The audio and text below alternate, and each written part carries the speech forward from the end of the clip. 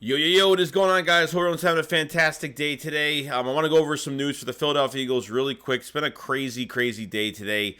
Howie Roseman, Nick Sirianni had their press conference, end of the year press conference today. A lot has been said about a lot of things with the coaching staff, players they want to re-sign, everything like that. There's just a bunch of information that we definitely have to go over and probably rant a little bit about real quick. Today's going to be a little bit of a quick video. But first thing I want to go off my chest, Vance Joseph, the rumors were kind of true that his name was getting swirled around the Philadelphia Eagles a little bit. It looks like the Eagles will be interviewing Vance Joseph for the defensive coordinator job, which is great. I'm glad. Whether it's Lovie Smith, something like that. I saw Rex Ryan is coming back into coaching, gonna get an interview with the Denver Broncos, which is kind of crazy. So see what else is available. But this is a really good start for the Philadelphia Eagles. Statistically, Vance Joseph has had some very good defenses. I think going into this year, he might have one of the best. So who knows what's gonna happen for this interview? But it's great to hear it though. Now, Nick and Howie had their press conference. I think the first thing I said about the offensive coordinator job, they will be promoting from within. They didn't really talk about Brian Johnson, just a little bit. Someone asked about Brian Johnson, about what he does with the Philadelphia Eagles and how much does he do more than just being a quarterback coach, and has worked with Steichen all week on game planning against defenses. So we already kind of know that Brian Johnson is the lock for offensive coordinator. We're not surprised. They want to keep him here. It's not just for being the offensive coordinator, but keeping him with Hurts for, hopefully a few years, hopefully more than that. So it's really nice to see, at least get the answers, at least get some information on what, Brian Johnson has done, the extra things that he does during the week with Shane Steichen, what he worked with the offense and against these defenses and the game planning. So I feel really comfortable with Brian Johnson. I think, honestly, he's going to be like a Steichen, but I think he'll expand the playbook a little bit. I think he'll do some different things, too, into his own hands with this offense. So I'm pretty pumped for that when it comes to it. And then we get to the defensive side of the ball, which this news it bothers me. I mean, it doesn't bother me. It's funny. Don't get me wrong. Now, Jonathan Gannon had his press conference with the Arizona Cardinals. Now, we didn't get any answers on no press conference from Arizona, no press conference from Gannon after the Super Bowl, right after, nothing. And we were wondering why. That day of the Super Bowl, we found out, and at least I found out, that Arizona was going to have an interview with him, which it was kind of weird on Super Bowl day that we found this out. Now, Gannon gave some stupid answers at his press conference, and I learned a lot from this game. And, it was just like, you totally at least didn't have the courtesy or respect to at least have a Zoom call, at least something with Philadelphia to answer the questions this way. The fans want to know what the hell happened to this defense in the second half. But I guess he was leaving anyway, and I guess he really didn't care. But the funny part about this whole thing with Jonathan Gannon going to Arizona is Gannon didn't even know about this interview until after the game. So Howie Roseman and the Philadelphia Eagles literally left him in Arizona. They totally left him.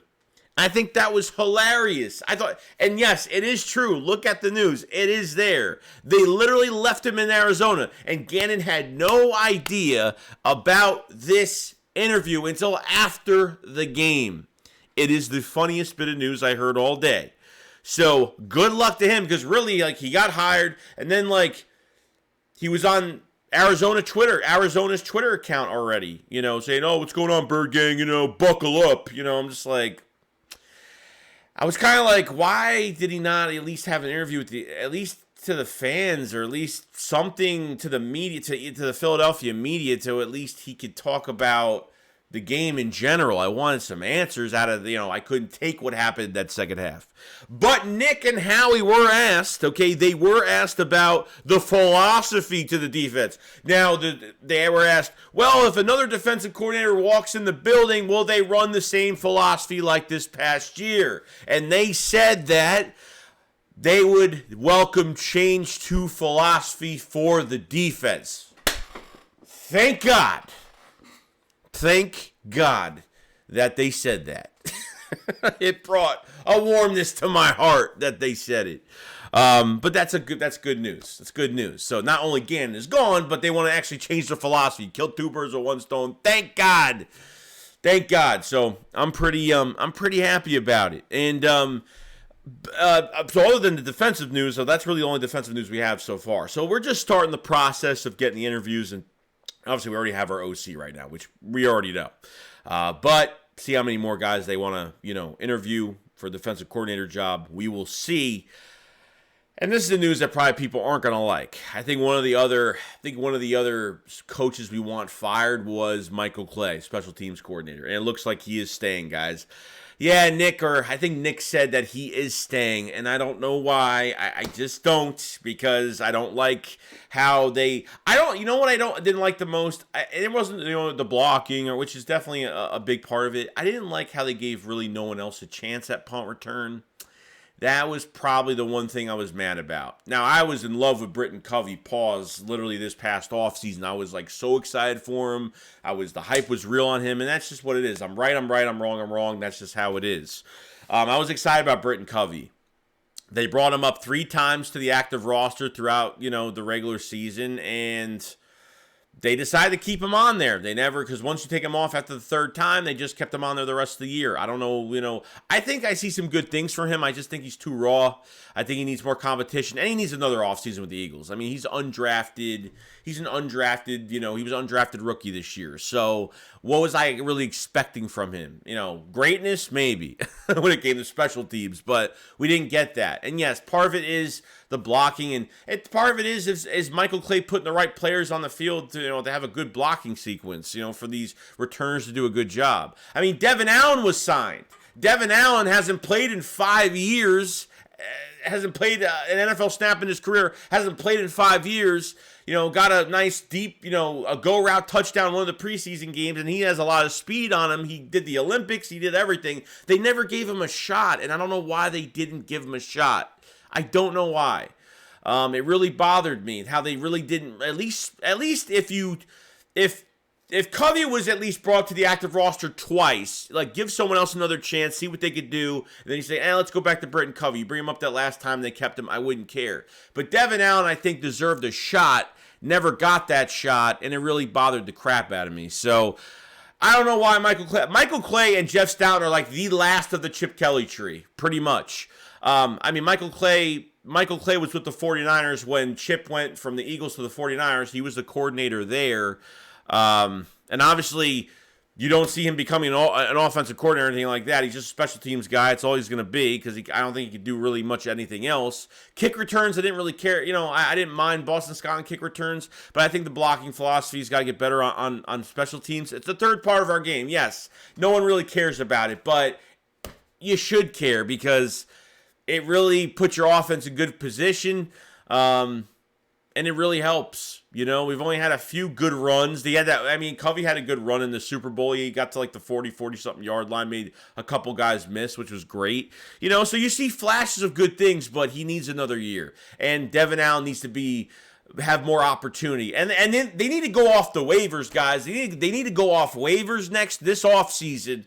When it's time to get to training camp and all that stuff, go off waivers when guys are starting to release players, throughout the offseason. They need to just pick up a speedster, and anybody, or at least go through the undrafted wire and see who's available that's got some speed, that can help your special teams. Just somebody, because I did not like the way they ran these special teams, especially you're giving one guy a shot all year, not giving anybody else a shot really bothered the crap out of me. So, there's a lot to say about it, but it is what it is. Michael Clay is staying. We'll see how it goes. We'll see if they at least change it up, or maybe Covey loses his job to a better player, and maybe the scheme is better next year. So we'll see. Lastly, we talk about Howie Roseman, talk about the free agents.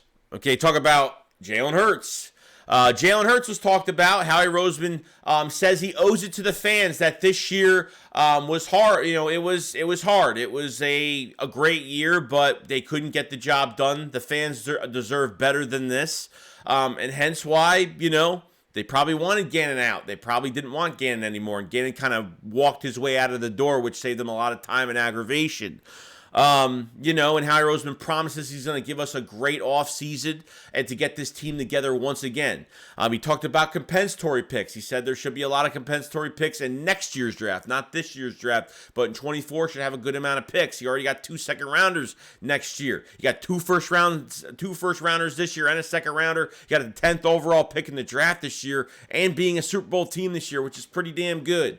So having those 2 draft picks definitely going to help when you got 10 free agents. I don't care what people say. There's a lot of people on Twitter acting like Eagles GMs. A lot of Cowboy fans acting like Eagles GMs at this point, that they can't re-sign anybody. It's going to be impossible. Yeah, they said that every single year, and look what they've done, especially last year, this past year. So the Eagles have a lot of homework cut out for them right now when it comes to the free agents that they do have. I think other than the Jalen Hurts contract, which was already rumored to be north of $45 million, which that's the start right now. And to be honest with you guys, he deserves every bit of money that he gets. Okay, so it's going to be kind of crazy. He talked about, he didn't talk about really anybody else, but Chauncey Gardner-Johnson needs to be signed.